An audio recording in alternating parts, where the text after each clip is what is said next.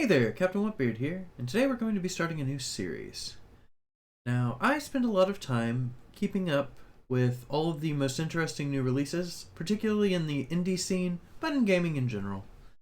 And I know that most people don't have the time to keep track of all of that, so every week I'm going to be doing a video covering all of the most interesting releases of the week. Because of the fact that we're starting so late in the month, this first video will be covering all of the most interesting releases from the month of January 2022. Without further ado, let's go ahead and jump right into the list. Mix Island Remix Volume 2 is the latest game in the Mini Island Challenge. Each game in the series is its own stage, which come together to make a single, large game. Much like other games that came before it, such as Life is Strange, you can purchase individual episodes to play just the parts that you like.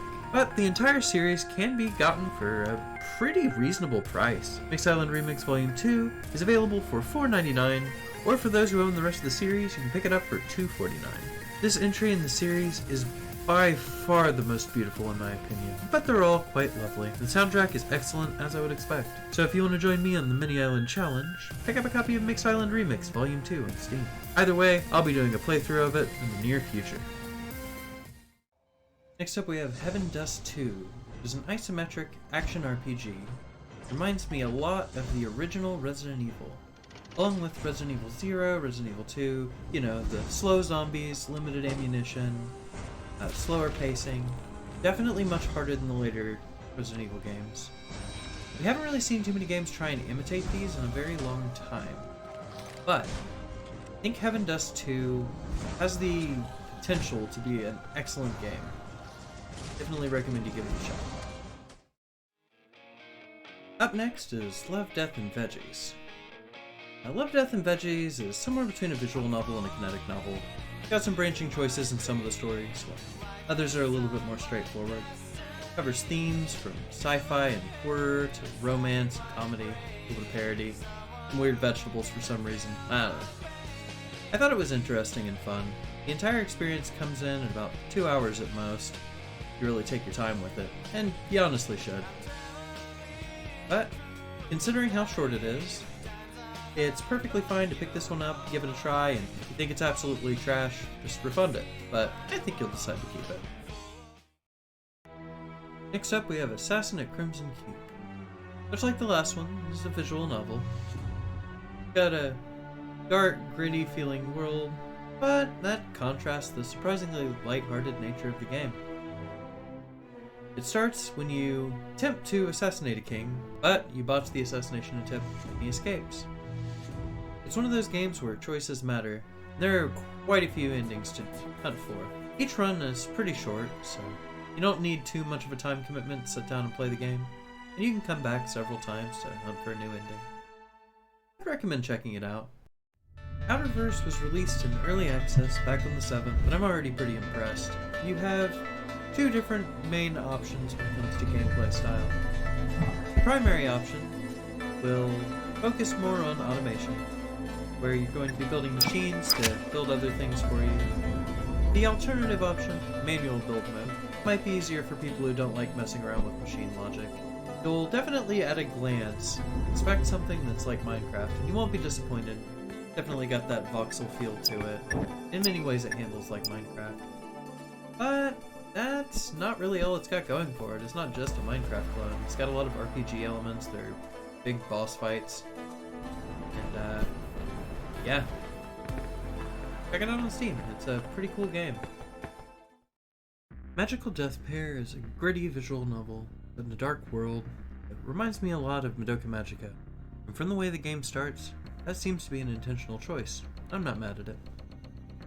The game seems to be fairly linear, which isn't necessarily a problem if the writing is good, and the writing does appear to be good.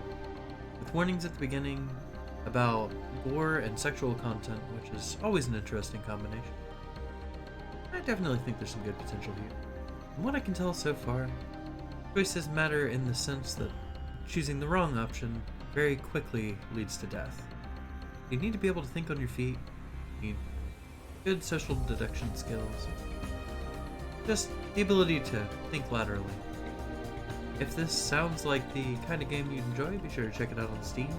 But do keep in mind, the ending will not tie things up neatly in a bow because it's only the first episode in the series.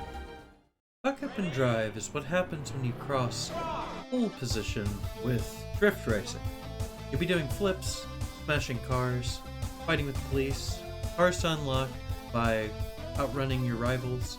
You've got customization as far as decals and colors. And there's even a toggle to toggle the pride flags that you see, so that instead of every other flag or so, they're all pride flags, because that was the power move to make there. Tech Deck is an interesting take on the bullet hell. Time only moves forward while you're moving, and you're controlled with the mouse, so it's very simple controls. What makes it especially interesting though is, first of all, being that all of your bullets that you shoot are actually cards that you hold. When you are hit by an enemy's projectile, you get the ability to use that projectile, but of course you will take some damage. Any card that has a red outline will kill you if it hits you. So you strategically choose what projectiles to get hit by so you can get those cards. The green cards are all healing items. They don't deal damage when they hit you, and they'll give you the ability to regenerate some of your hearts. You'll also be able to regenerate hearts by killing opponents, because any opponent that dies will drop hearts for you. I would say it's probably the most unique bullet hell I've played, at least in a very long time. Next up we have Rescue Party Live. So Rescue Party Live is a game in the vein of Astronauts and Overcooked, where you'll be working together with teammates, either locally or over the internet, to try and accomplish a shared goal. In Rescue Party Live, you're going to be acting as a first responder to either clear debris and save people from collapsed buildings, or rescue people from avalanches, go in as a firefighter and save people from burning buildings, etc. I think the variety is a little bit higher here than in most games in the genre, so if you are a fan of the genre, I recommend you give this one a shot. Nobody Saves the World is honestly a pretty innovative take on the action RPG.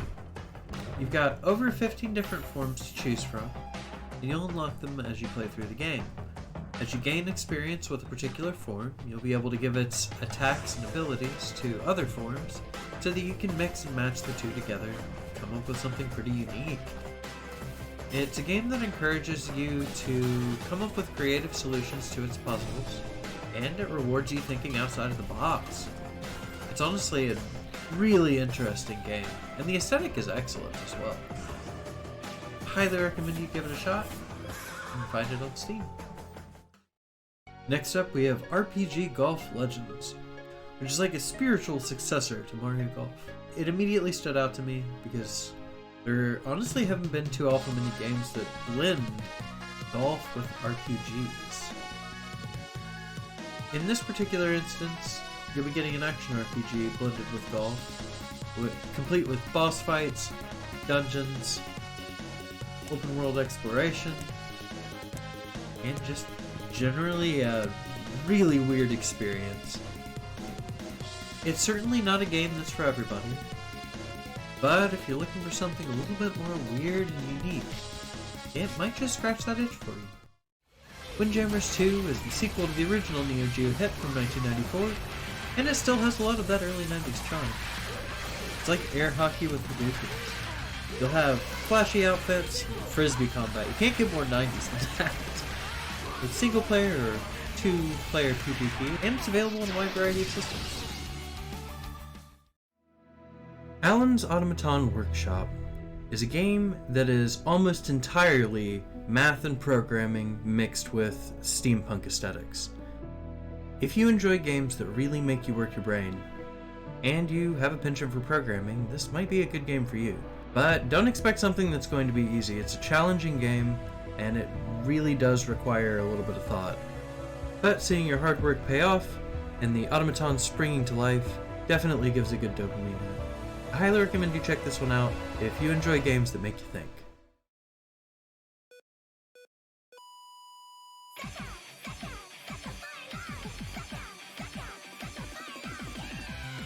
Sucker for Love is a visual novel dating sim sort of game, but it's not your run-of-the-mill dating sim visual novel. I would say it's closer to Doki Doki Literature Club than it is to what you would probably expect when I mention the genre. In Sucker for Love, you'll be trying to romance elder gods and eldritch abomination. Have you ever felt like falling in love with Cthulhu, or Nyarlathotep, or Hathor the Yellow King? Well, this might be the game for you, and therapy might be the place for you. You'll take these elder gods on dates, read ancient poetry for them, get kisses from a tentacle monster, and in general, surrender all, give up all hope. It's gonna get really weird.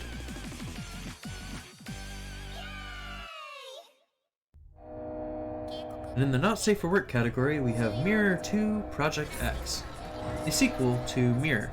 It's released by a small team who live in Shenzhen. It's a group of friends who decided to get an apartment together to pursue their love of video games, and they tend to follow an ethos of releasing their games for as cheap as they can because that maximizes sales. They're incredibly friendly and likable, they make a quality product, and they sell it for a reasonable price. I mean, you can't top that. And furthermore, they're sex positive, so that's cool. Right now, only one of the girls is available, and this is the same model that they released the original Mirror under. You can expect a lot more content trickling in over the next year or so. If you like Bejeweled Light gameplay, along with cute anime girls, beautiful animations, and a decent plot, give it a try, and support these really awesome people. Up next is Simple Killer, which blends roguelike gameplay with a bullet hell experience. Instead of moving around with the WSAD or with a joystick, you'll be using a pair of grappling hooks to pull yourself across the screen, with your only weapon being a blade that spins around you. It's very challenging, and also quite different from any other bullet hell I've ever played. You will fail, and that's perfectly fine. Based on the score that you get in your run, you'll be able to upgrade and give it another try. All in all, I think it's a pretty cool experience, and if you like bullet hells, I'd recommend giving it a shot. Nosia is a social deduction game. During a hyperspace warp, a Nosia got on board. Nosia are imposters. They lie, pretend to be human. They get in close, trick and deceive, and then they eliminate their victims one by one. This is a gritty visual novel where you'll find yourself in a time loop. It's roguelite. Each time you loop, the roles will change, and you'll have to begin again, trying to deduce who is the Nosia. You have to choose who to put into stasis. It's closer to werewolf than Among Us. Or perhaps Mafia. Each person has a role, and if you're wrong, can you find the Nosia and put them into stasis before they pick off the entire crew? If not, you'll just have to start again. How many loops will it take for you to solve the puzzle? Next up is Serious Sam Siberian Mayhem, which is the newest installment in a series that might be older than some of you. God, I'm old. We have found a nice present for you. Oh boy, I love this thing. Serious Sam is a game very much along the lines of Doom, but far less serious. It's fast-paced, and generally speaking, you're just mowing over everything. I'd call it the Dynasty Warriors of shooters.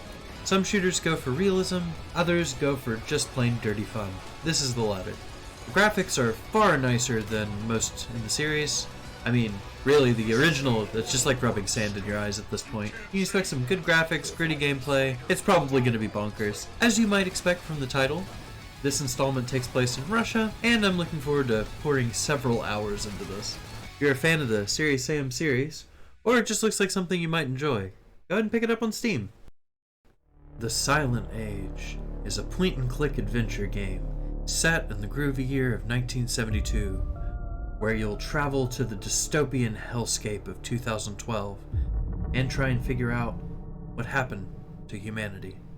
You'll have to bring your wits and a fair bit of patience if you want to find out what happened to turn the world into such an awful place. It has a really solid retro vibe, decent sense of humor, and dark tones, which complement the genre perfectly. I've been a fan of point-and-click adventure games since I was a kid, so I'm always excited to see another one pop up. I think we're in for a wild ride. Alright, well, hopefully you found this list useful. If you did, be sure to share it with a friend, because word of mouth helps small channels like mine grow, and consider supporting me on Ko-fi. The link is in the description below. Have a great night, and peace out.